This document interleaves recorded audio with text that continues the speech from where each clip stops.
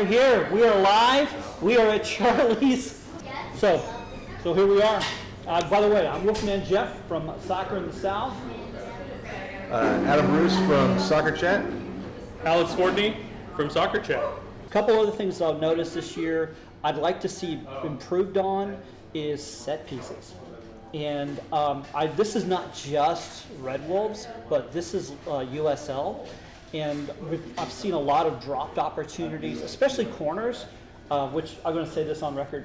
Orlando had the most pathetic corners I've ever seen in my life.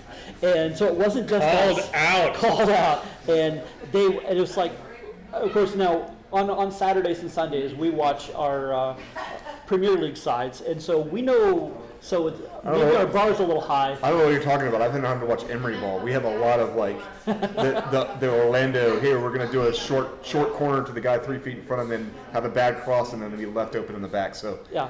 I've been experiencing the Orlando corner for almost a year and a half now. So we have, that I think a crucial area that we've got to shore up. And I think the league itself seems to be a little bit behind, which I see as an opportunity for the coach as he builds this new side.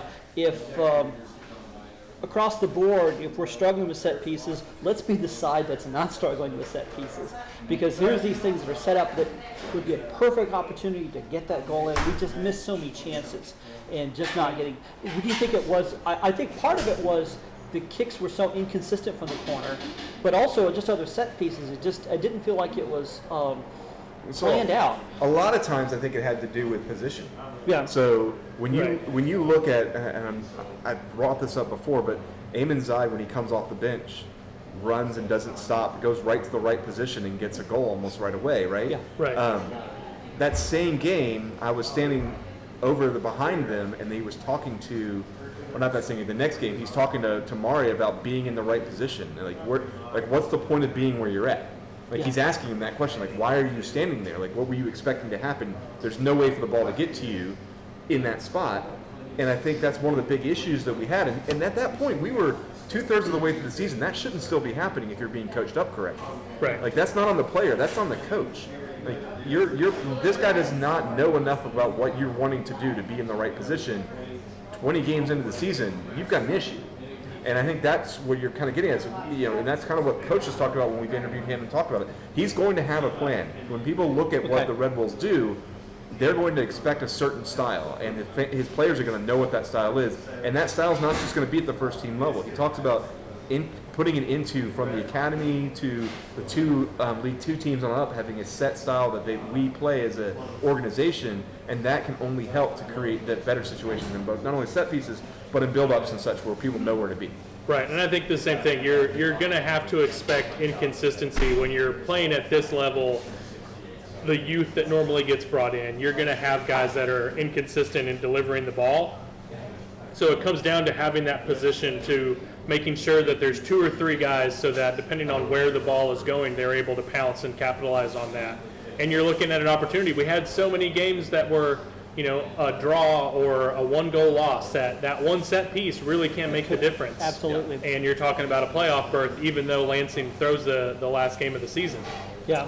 Well, you also have the momentum is so key in the game, where if you have a set piece and if you get your ducks in a row, and if you get one, even if you don't get it, but if you get really close, that can get momentum going up, and you believe you could do it. That could change as well as getting a lift in the crowd in the stadium. Absolutely. You think about the amazing goal that Eamon Zaid scored when he hopped the fence and is celebrating with the Alphas. That's off a corner kick. Yeah. Ball rattles around, and he takes advantage of it. Yeah.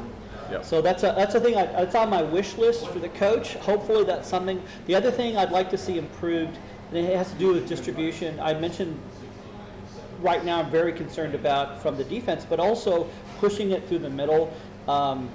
This seems to be a big issue in American soccer, is things just get clogged in the middle.